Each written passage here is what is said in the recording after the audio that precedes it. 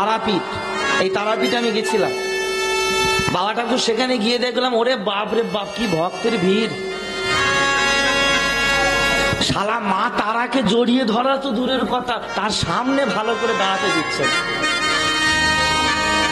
আর একটা কথা জেনে রাখবেন, আমার মা তারা যারা আমি অধম ভক্ত, কিন্তু এটাই সব থেকে দুঃখ লাগলো, সেখানে গিয়ে দেখলাম বাবা বিজনেসের পর বিজনেস চলছে। আর যারা যারা যাচ্ছে তাদের বেশ কিছু লোককে দেখছি বাবা ঠাকুর, সে তারা মায়ের কত ভক্ত, সে গিয়ে আমি দেখে নিয়েছি। শালা কোন রকমে গিয়ে মায়ের কাছে পুজোটা দিয়েছে, আর বাইরে এসে বোতল কিনে মাংস কষে বেশ ভালো করে কিনে। এই হলো এরা তারা মায়ের ভক্ত। হ্যাঁ, ভালো করে সেজে গুজে একদম ওই গাড়ি টাড়ি নিয়ে গেছে, জয় তারা করছে, আর শালা রাতের বেলা মদ মাংস দিয়ে তারা। এই হলো আজকার দিনের বাবা আমাদের ভক্তি। তাহলে নিজেদের রাখে। আর ওই খেয়ে দিয়ে গিয়ে বলছে, মারে গত বছর যেন 2 তলাটাকে শালা 3 তলা করতে। ও কি চাওয়া। একটা কথা জেনে রাখবে, আমাকে এক ভক্ত জিজ্ঞেস করেছিল যে, আচ্ছা বাবা প্রীতম, এত জায়গা থাকতে, ওয়ার্ল্ডে এত জায়গা থাকতে আমার মহাপ্রভু ওই নদিয়া জেলাতেই বা কেন এলো? খুব গুরুত্বপূর্ণ কোয়েশ্চেন কিন্তু। কি বাবা, তাই না? হাওড়া জেলাতে তো আসতে পারতো, আমার 24 পরগনায় তো আসতে পারতো, কেন এলো না নদিয়া জেলায় কেন এলো? তখন তাকে আমি উত্তর দিলাম যে, ভাই রে, প্লেন কিন্তু আকাশের ওপর দিয়ে যায়, কিন্তু প্লেন কি যেখানে সেখানে নামে? বিচার করে বলবেন। প্লেন কি যেখানে সেখানে নামে? যেখানে তার প্ল্যাটফর্ম, যেখানে এয়ারপোর্ট, সেখানে। আপনি যতই বাবা ছাদে দাঁড়িয়ে বলেন, প্লেন তুই নাম, প্লেন তুই নাম, ও নামবে নি, ও হো করে চলে। ও যেখানে এয়ারপোর্ট সেখানে ও নামবে, আপনার কথা শুনে নামবে না। তাই তেমনি যেখানে তার প্ল্যাটফর্ম করা ছিল, সেখানেই সে এসে সারা ওয়ার্ল্ডের মানুষকে হরিনামের খেলায় নিতাই গৌর হরি বল হরি। তাই বোঝা গেল। তাই আজকে কি হলো, ভগবানকে ডাকো নিঃস্বার্থ ভাবে, ভগবানকে ডাকো নিষ্কাম ভাবে।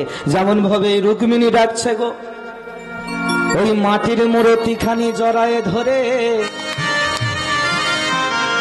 রুক্মিণী করে গো ক্রন্দন, রুক্মিণী করে গো ক্রন্দন,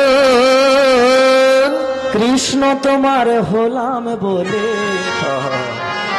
রুক্মিণী ডাকে অনুক্ষণ, ডাকে অনুক্ষণ। রুক্মিণী বাবা এই মাটির মূর্তিটাকে বসিয়ে আবার শুরু করলো তার ভজনা, আবার তাকে ডাকা শুরু করলো। তাই চলো, আর শুধু রুক্মিণী নয়, আজকে আমরা ঠান্ডার মধ্যে অনেক কষ্ট করে বসে আছি, আজকে এই বসাটা আমাদের সার্থক করতে হবে, তাই তো?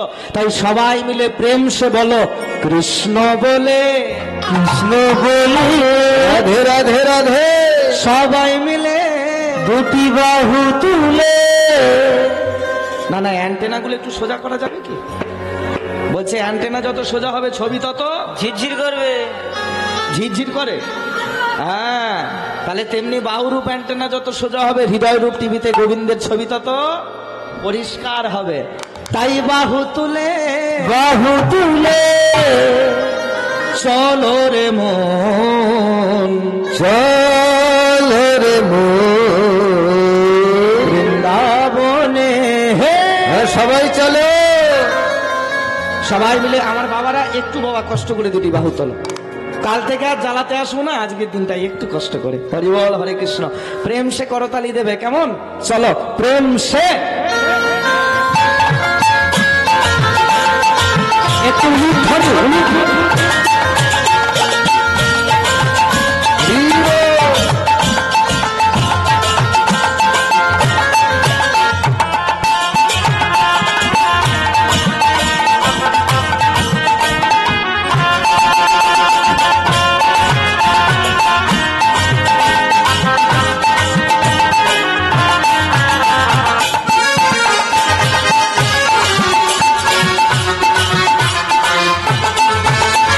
কৃষ্ণ বলে সবাই মিলে, সবাই চলো, চলে বৃন্দাবন।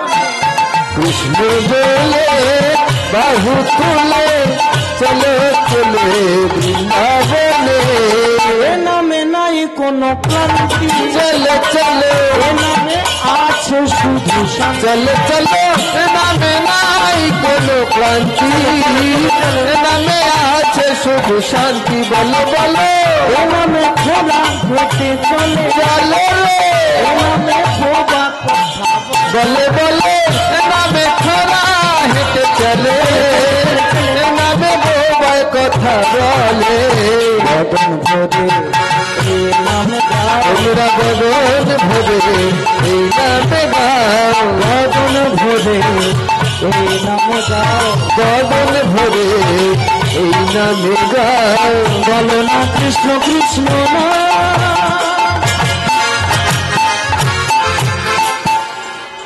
আচ্ছা তোমরা সবাই হরি নাম গাইতে পারো তো? আমার সঙ্গে একটু হয়ে যাবে নাকি?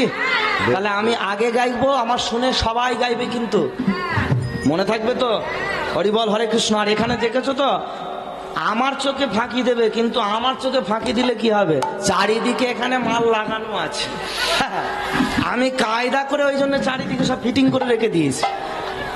আমার চোখে ফাঁকি দিলে কি হবে? যখন 1.5 সপ্তাহ 2 সপ্তাহ পর এই ইউটিউব চ্যানেল ভাইরা এই কীর্তন প্রোগ্রামটাকে ডেলিভারি দেবে না, তখন তোমাদের আফসোস হবে। যদি আমরা ওই দাদার সঙ্গে একটু হরে কৃষ্ণ নাম গাইতাম, আমাদের ছবিটাও ক্যামেরায় উঠতো। হরি বল হরি বল। হরি বল হরে কৃষ্ণ। তাই প্রত্যেকটা ইউটিউব চ্যানেলকে বলে দিচ্ছি, যারা আছো ক্যামেরাগুলো একটু ভক্তদের দিকে ঘোরাবে, কেমন? ওদেরকে একটু ফোকাস দেবে, সুন্দর করে গাইবে কিন্তু, হ্যাঁ, যেন তোমরা নিজেরা শুনলে তোমাদের যেন ভালো লাগে। সবাই মিলে একটু সুন্দর করে গাইবে। চলো। হরে কৃষ্ণ কৃষ্ণ কৃষ্ণ হরে হরে। সবাই মিলে বাহ, আস্তে দাঁড়াও দাঁড়াও দাঁড়াও দাঁড়াও। আচ্ছা একটা কথা বলবো মায়েরা, তোমাদের এই পাড়ায় ওই শাশুড়ি বৌমার ঝগড়া টগড়া হয়?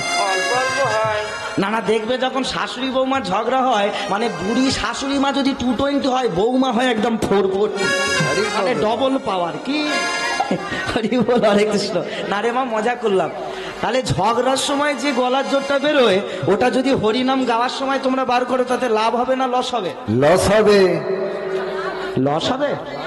লাভ হবে তো? তাহলে আরেকটু ভোল্টেজটা বাড়বে কি ওই পিছন দিকে একটু জোরে। চলো। হরে রাম রাম রাম হরে হরে। সবাই মিলে বাহ, দারুন দারুন দারুন। ওরে সর্বনাশ, আস্তে আস্তে আস্তে। কোথায় ছিল এতক্ষণ? আগে যদি জানতাম তোমরা এত সুন্দর হরিনাম গাইতে, এত সুন্দর হরিনাম তোমরা জানো গাও, তাহলে কি আমি এদের আনতাম? তোমাদের নিয়ে কাজটা চালিয়ে নিতাম তো। খুব সুন্দর হচ্ছে। আচ্ছা এবার সবাই মিলে দুটি বাহু তোলো দেখি, প্রত্যেকে একটু এবারে হেলে তুলে গাওয়ার চেষ্টা করবে, কেমন? চলো। হরে কৃষ্ণ কৃষ্ণ কৃষ্ণ হরে হরে। হরে রাম রাম রাম হরে হরে। হরে কৃষ্ণ কৃষ্ণ বলে বলে কৃষ্ণ হরে হরে। হরে রাম রাম রাম হরে হরে। কৃষ্ণ কৃষ্ণ কৃষ্ণ হরে হরে। রাম রাম হরে হরে। কৃষ্ণ হরে কৃষ্ণ কৃষ্ণ কৃষ্ণ হরে হরে। হরে রাম রাম হরে হরে।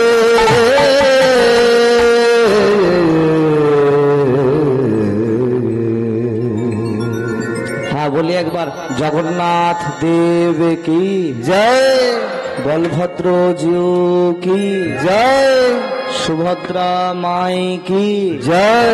কৃষ্ণের দেখা পেল কি? কৃষ্ণের দেখা পেয়েছে? তাহলে তোমরা বলে ওটা তো স্লিপ খেয়ে হয়ে গেছে। না না, কৃষ্ণকে কে ডাকছিল গো? বাহ বাহ, রুক্মিণী। তাহলে এত করে ডাকছে ভগবান, এখনো কিন্তু দেখা দেয়নি। একটা কথা জেনে রাখবে, বলছে ভগবানকে কি পাওয়া তো সোজা কথা গো? কত কাঠখড় পোড়ালে তবে ভগবানকে পাওয়া যাবে? হ্যাঁ, তবে শাস্ত্রগণরা আবার বলছে যে ভগবানকে যদি না চোখের জল পেলেও যদি না পাও, তাহলে ভগবানকে পাওয়ার আর একটা রাস্তা আছে। রাস্তাটা বলে দিয়ে যাব না বাদ দিয়ে দেবো? হ্যাঁ, ভগবানকে কেঁদে চোখের জলে ভক্তিতে যদি না পাও, আর একটা রাস্তা আছে, সেটা হলো চাতুরালি শিখতে হবে।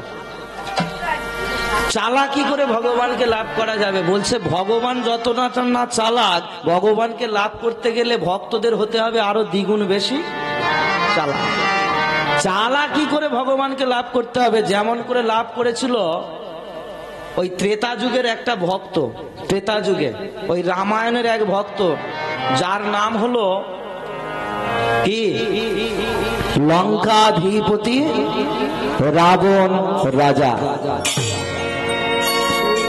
এ বাবা ঠাকুর চালাকি করে ভগবানকে পেয়ে গেছিল।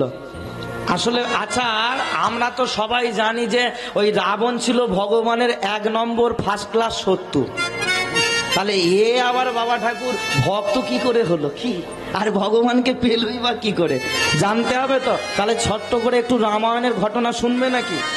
তাহলে বিষয়টা তোমরা বুঝতে পেরে যাবে আসলে আমি কি বলতে চাইছি। চলে যাই ত্রেতা যুগেতে।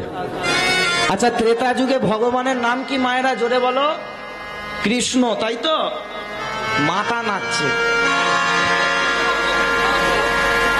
ত্রেতাতে হলো প্রভু রামচন্দ্র। এই রামচন্দ্রের শত্রু হলো বাবা ঠাকুর ওই রাবণ রাজা। এটা আমরা সবাই জানি, কিন্তু এটা একদম বাবা ভুল কথা। রামচন্দ্রের মতো পরম, ওই রাবণ রাজার মতো পরম ভক্ত আর ভগবানের কেউ ছিল না। তাহলে এ যদি ভগবানই হবে বাবা ঠাকুর, তাহলে আমরা এটাও রামায়ণে শুনেছি যে রামচন্দ্র নিজে রাবণ রাজাকে বধ করে দিয়েছে। তাহলে এ যদি ভক্তই হবে, তাহলে একে কেন বধ করা হলো? আবার আমি একটু আগে প্রশ্ন করলাম যে এই রাবণ রাজা চালাকি করে প্রভু রামচন্দ্রের কৃপা পেয়ে গেছে, তাই তো? চালাকিটা কি করেছিল একটু বলো দেখি। চালাকিটা হলো এটাই, রাবণ রাজা মনে মনে চিন্তা করলো, যখন ওই পিতৃসত্য পালনের লাগি রামচন্দ্র সীতামাকে নিয়ে ওই লক্ষণ সহ 14 বছরের বনবাস যাত্রা করেছিল, তখন বাবা ঠাকুর রাবণ রাজা মনে মনে চিন্তা করলো যে আমি সবাইকে আমার হাতের মুঠোয় করে নিতে পারবো। সবাইকে বলতে মানে আমি আমার 33 কোটি দেবদেবীকে আমি আমার হাতের মুঠোয় করে ফেলতে পারবো। এটা আমার কাছে কোনো ব্যাপার নয়, কারণ আমি যেটা বলি সেটাই আমি করি। কিন্তু আমি সবাইকে আমার আয়ত্তে করে ফেললে কি হবে? কিন্তু যে বাবা আমার মতোই মানুষকে চালাচ্ছে, যে হলো জগদীশ্বর, যে হলো অনাদিরাদি গোবিন্দা আমার রামচন্দ্র, তাকে তো আমি আমার নাগালের মধ্যে করতে পারবো না, কারণ সে সুপ্রিম পাওয়ারটা আমার কাছে নেই। বলছে কিন্তু আমাকে তো রামের কৃপা তো পেতেই হবে, কিন্তু রাম আমাকে তো একদম ভালোবাসে না, ও আমায় কি করে কৃপা করবে? তাই একটা কথা জেনে রাখবেন, বলছে যে কান টানলে তবে মাথা কি, তাই তো? রাবণ রাজা মনে মনে চিন্তা করলো যে আমাকে আবার এই সিস্টেমটা করতে হবে যে কানকে টেনে মাথাকে আনতে হবে। হ্যাঁ, এই বলে ওই জন্যই কি করেছিল, ওই যে আপনারা বলেন না সীতাহরণ করেছিল। এই কারণেই রাবণ রাজা গিয়ে ওই বাবা ঠাকুর ওই পণ্য কুঠিরে, বনের মধ্যে পণ্য কুঠিরে গিয়ে সীতামাকে হরণ করে নিয়ে চলে, সীতামাকে চুরি করে নিয়ে চলে গেল লঙ্কাতে। হ্যাঁ, এবার এই খবরটা যখনই না রামচন্দ্র বুঝতে পারলো, সঙ্গে সঙ্গে রামচন্দ্র হয়ে গেল ক্রুদ্ধ। বলছে তবে রে রাবণ, তোর এত বড় স্পর্ধা, তুই আমার সীতাকে চুরি করেছিস, আজ আমি তোকে ছাড়বো না, তোকে আজ আমি শেষ করে দেব। ভক্তমন্ডলী, ভক্তিমতী মা বাবারা, এই যে রামায়ণের মধ্যে এই অধ্যায়টা তোমরা পাও তো, রাম রাবণের যুদ্ধ। এই দেখো এবার ওই শুরু হয়ে গেল রাম রাবণের যুদ্ধ। যেই না সীতাকে চুরি করে নিয়ে গেল, এবার রামচন্দ্র গেল লঙ্কাতে। লঙ্কাতে গিয়ে এবার ওই রাবণ রাজার সঙ্গে যুদ্ধ শুরু করলো। যুদ্ধ দীর্ঘ থেকে দীর্ঘতর হচ্ছে। রাবণ রাজা লক্ষ লক্ষ সেনা সৈন্যকে আজকের মেরে ফেলে দিল রামচন্দ্র। কিন্তু সবাইকে মেরে ফেললে কি হবে? যাকে মারার জন্য আজকে এই যুদ্ধটা হচ্ছে তাকেই আজকে রামচন্দ্র মারতে পারলো না। তিনি কে? রাবণ রাজা। ওদিকে কিছু নেই, আমার দিকে তাকাও। রাবণকে কিছুতেই মারতে পারলো না। এই জন্য এবার বিষণ্ণ বদনে রাম লালাজি একটা গাছের নিচেতে বসে আছে। বসে বসে শুধু চিন্তা করছে, রাবণের সব সৈন্যকে মেরে ফেললাম, কিন্তু রাবণটাকেই তো আমি মারতে পারলাম। এমন সময় যখন বসে বসে চিন্তা করছে, পিছন থেকে কে যেন রামচন্দ্রকে ডেকে উঠল, রাম লালাজি। এমন চিন্তিত দেখাচ্ছে কেন তোমায়? কে ডেকে উঠলো বলো তো বাবা? যাকে তোমরা সবাই বলো ঘর শত্রু বিভীষণ। বিভীষণ এসে বলছে, কি ব্যাপার রামলালাজি, এত চিন্তিত মনে হচ্ছে কেন? বলে, সবাইকে আমি যুদ্ধে মেরে ফেললাম, কিন্তু তোমার দাদাকে তো মারতে পারলাম না, কি করা যায়? বিভীষণ বলে, আমার দাদাকে একবার কেন, যদি 100 বার ওর সাথে যুদ্ধ করে ওকে তুমি কায়দা করতে পারবে না। বলে, কেন? তবে কি রাবণকে মারার, রাবণ বধের কি কোনো রাস্তা নেই? বলে, ওকে তুমি মারবে কি করে? ও যে শঙ্কর ঘরণী শিবজয়া, দুর্গে দুর্গতি নাশিনী মহামায়া, অসুর বিনাশিনী রণমঞ্জিনী পার্বতী মা মহামায়া। ও যে মা মহামায়ার চরণ তলে বাধা পড়ে আছে, বাধা পড়ে আছে, বাধা পড়ে আছে।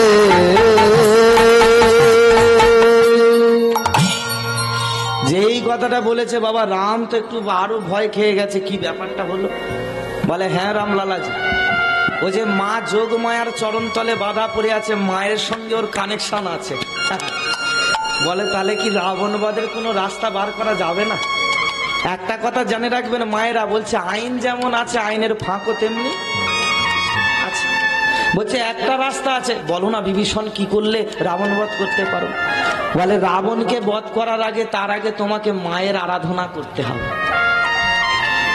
মা দুর্গে দুর্গতি নাশিনী মহামায়াকে পূজা করতে হবে। তাকে যদি পুজো করে সন্তুষ্ট করতে পারো, তবে তুমি অনাহাসে রাবণকে মারতে পারবে।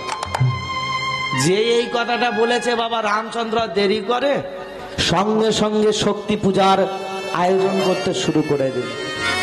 ওই যে দুর্গা পূজা হয় না, যেটা আশ্বিন মাসে, যাকে তোমরা বলো কি অকাল বোধন পুজো। কিন্তু একটা কথা বাবা ঠাকুর জেনে থাকবেন, কোন শাস্ত্রে অকাল বোধন বলে কিন্তু উল্লেখ নাই। তাহলে এটাকে অকাল বোধন পূজা কেন বলা হলো? অকাল বলতে কি, যে কালে এই বৎসরে মেদিনীপুর জলে ভেসে গেছিল, চাষিরা ভালো করে অর্থ উপার্জন করতে পারেনি, চাষ করতে পারেনি, তাহলে এটা সকাল না অকাল? অকাল।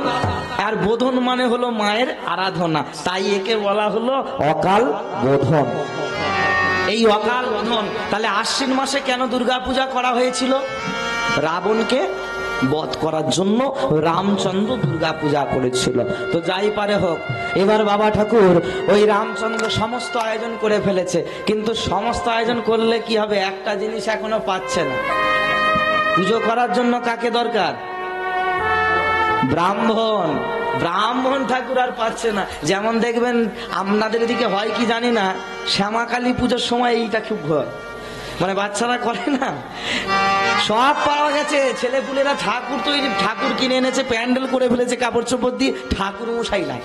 এমনও দেখা গেছে ঠাকুর মশাইকে কোলে করে কাঁধে করে নিয়ে চলে আসতে হবে। আমাদের কালী পূজাটা করে দিতেই হবে। হ্যাঁ, হরি বল, হরে কৃষ্ণ। তো যাই পারে হোক বাবা ঠাকুর ব্রাহ্মণ পাচ্ছে না। দেবগুরু বৃহস্পতির কাছে গেছে, সে বলছে আমি শক্তি পুজো করতে পারবো না। ব্রহ্মাজির কাছে গেছে, সে বলে আমার দ্বারাও শক্তি পূজা করা হবে। একটা কথা জেনে রাখবেন মায়েরা, সব পূজা করা সহজ, কিন্তু শক্তি পূজা করা অত ছেলে খেলা কথা না। এই যে দুর্গা পূজা, এই যে কোনো শক্তি পূজা করা ছেলে খেলা কথা নয়। কিন্তু বর্তমান দিনে ব্রাহ্মণরা এটা কি মেনে করছে? বলে দুর্গা পূজা একটা তো দূরের কথা, একটার জায়গায় শালা 8খানা করে দুর্গা পূজা। আমি একজন নিজে ব্রাহ্মণের ছেলে, নিজে ব্রাহ্মণ সন্তান হয়ে আজকে বলে গেলাম, একটু মিলিয়ে দেখবেন। বলে মন্ত্র উচ্চারণ কি হবে সেদিকে ঠাকুর মশাইয়ের খেয়াল নেই, আগে ইয়া বড় বড় ফর্দটা ঠিক হয়ে যায়, এই তাই না? হরি বল হরি বল। হ্যাঁ, ফর্দটা ঠিক হয়ে যাচ্ছে। ওই গিন্নিকে কাছে বসাবে, বসিয়ে বলবে বলো ব্রাহ্মণী এবছর তোমার কি লাগবে? বলে ও ব্রাহ্মণ ঠাকুর আমার একটা জামদানি শাড়ি চাই। তাই লিখে দিল দুর্গা ঠাকুরের জন্য জামদানি শাড়ি। হ্যাঁ, বলছে আর কি লাগবে? বলে ভালো গোবিন্দভোগ 5 কিলো চাল লেখো। আই চাল লিখে দিল। হ্যাঁ, এবার বাবা ব্রাহ্মণ ঠাকুর, মানে যে ব্রাহ্মণের ঘটনা এখন বলছি তারা খুব গরিব জানো তো, এখন তাদের কুঁড়ে ঘর, খড়ের চাল। এখন যা বৃষ্টি বাদল হয়েছে, খড়ের চালে খড়গুলো সব পচে ধসে পড়ে গেছে। ব্রাহ্মণী মনে মনে চিন্তা করছে যে সবই হলো, যদি অ্যাকাউন্ট খড়ের ব্যবস্থা করা যায় তাহলে মন্দ হবে না। এখন ব্রাহ্মণকে বলে দিয়েছে ও ঠাকুর স্বামী তুমি এক কাজ করো, ফর্দের নিচে সুন্দর করে লিখে দাও যে অ্যাকাউন্ট খড়। এখন যেই এই কথাটা বলেছে ব্রাহ্মণের তো বাবা মাথা, তোমার কি মাথা টাথা খারাপ হয়ে গেছে নাকি? এই অ্যাকাউন্ট খল লিখলে হয় কখন? বলে যা বলছি সেটা করো। এবার বাবা বউ ভক্ত ব্রাহ্মণ, সে কি করেছে বাবা অ্যাকাউন্ট খল লিখে দিয়েছে। হ্যাঁ, হরি বল হরি বল। লিখে এবার ভালো করে ফর্দটাকে রেডি করে দুর্গাপূজা কমিটি ক্লাবের ছেলেদের হাতে দিয়েছে। ফর্দ যেই ক্লাবের ছেলেরা পেয়েছে রে বাবা, 1 সপ্তাহ পরেই ফর্দর খেলা শুরু হয়ে গেল। ইট পাটকেল নিয়ে এসে গেছে ঠাকুর মশাইয়ের বাড়িতে। ও ঠাকুর মশাই বাইরে বেরো আগে।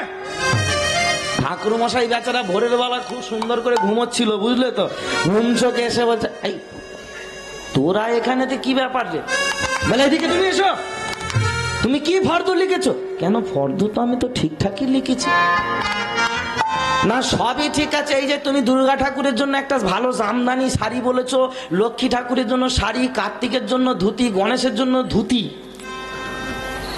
চাল ফল সবকিছুই। হ্যাঁ গো ঠাকুর মশাই, এই নিচে যে এই অ্যাকাউন্ট খরটা তুমি কি দুঃখে লিখে? এবার শালা ঠাকুর মশাই ও বাবা কায়দায় পড়ে গেছে।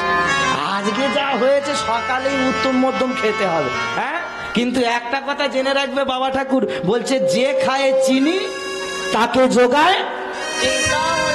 হঠাৎ করে ব্রাহ্মণ ঠাকুরের মাথায় একটা বুদ্ধি এসে গেছে। যেই বুদ্ধি এসেছে এবার ব্রাহ্মণ ঠাকুর বেগ নিয়েছে, খেপে গিয়ে বলছে ওই দাঁড়া দাঁড়া দাঁড়া দাঁড়া। ওই জন্য তোদেরকে বলি যে তোরা দুর্গা পূজা করিস না, যার নিয়ম জানিস না পুজো করিস না। বলছে কেন, আমাদের ভুলটা কোথায়? তুমি কেন অ্যাকাউন্ট খোল লিখেছো বলো? বলে ওরে খোকা এদিকে এদিকে, মাথা ঠান্ডা কর, মাথা ঠান্ডা কর, ফর্দটা দে।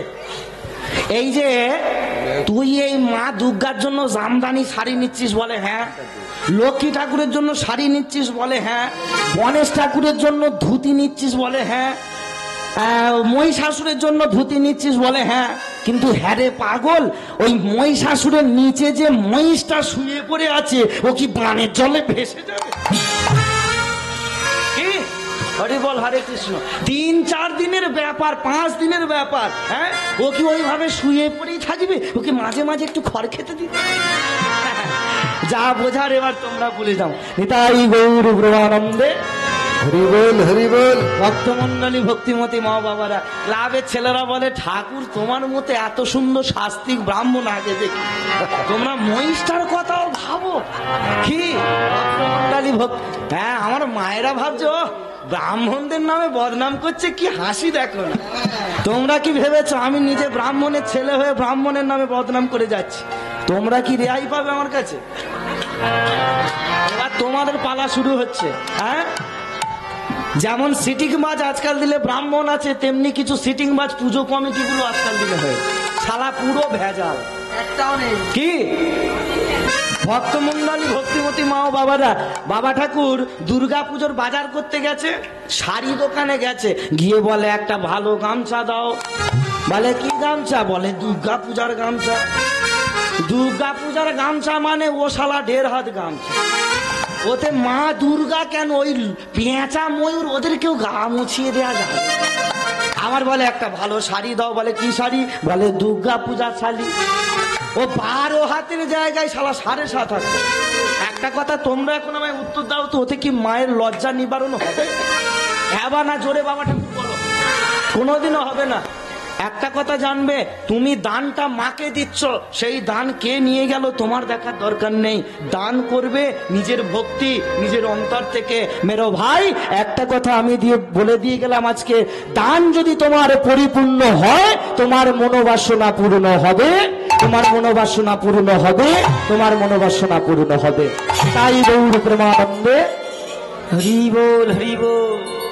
তো যাই হোক বাবা ঠাকুর, আজকে এবার রাবণ রাজা, হ্যাঁ রামচন্দ্র ব্রাহ্মণ পাচ্ছে না, এমন সময় বিভীষণ আবার এসে গেছে। এসে বলছে, এই যে ব্রাহ্মণ পাচ্ছ না দুর্গা পুজো করার, বলে এ জগতে শাস্ত্রিক ব্রাহ্মণ মায়ের পুজো করার যোগ্য সে তো একজনই আছে। বলে কে? সে হলো আমার দাদা রাবণ রাজা। যেই না এই কথাটা বলেছে, সঙ্গে সঙ্গে রামচন্দ্র মনে মনে ভাবছে, যাকে মারার লাগি করছি দুর্গা পূজা, সেই করবে মায়ের পূজা। যাই হোক, করবে করুক, অসুবিধে নেই। হে ভক্তমণ্ডলী, এই বলে এবার মা দুর্গা পূজার আয়োজন শুরু হয়ে গেছে। এমন সময় ষষ্ঠী, সপ্তমী, অষ্টমী, নবমী, দশমী, মায়ের পূজা করতে এসেছেন আজকে রাবণ রাজা। একটা কথা জেনে রাখবেন, তার মতো শাস্ত্রিক ব্রাহ্মণ আমার মনে হয় আর কেউ।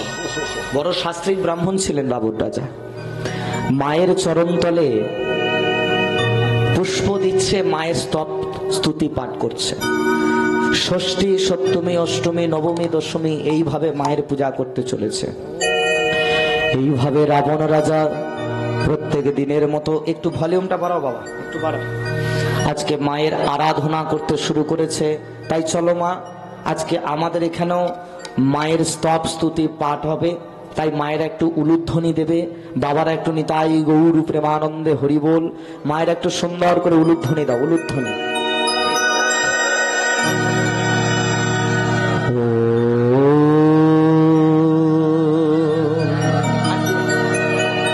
ওম স্বাহা, ওম স্বাহা, ওম স্বাধা।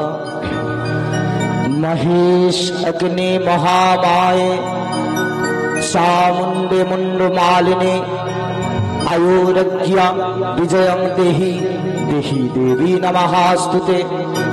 জয়ন্তে মঙ্গলা কালী ভদ্রকালী কপালিনী দুর্গা শিবা সমাধাত্রী স্বাহা স্বাধা নমঃস্তুতে। ইয়া দেবী সর্বভূতেষু শক্তিরূপেণ সমস্থিতা। নমঃ তস্मै, নমঃ তস্मै, নমঃ তস্मै নমো নমঃ। ইয়া দেবী সর্বভূতেষু মাতৃরূপেণ সমস্থিতা। নমঃ তস্मै, নমঃ তস্मै, নমঃ তস্मै নমো নমঃ। ইয়া দেবী সর্বভূতেষু কায়ারূপেণ সমস্থিতা। নমঃ তস্मै, নমঃ তস্मै, নমঃ তস্मै নমো নমঃ। ইয়া দেবী সর্বভূতেষু ছায়ারূপেণ সমস্থিতা। নমঃ তস্मै, নমঃ তস্मै, নমঃ তস্मै নমো নমঃ।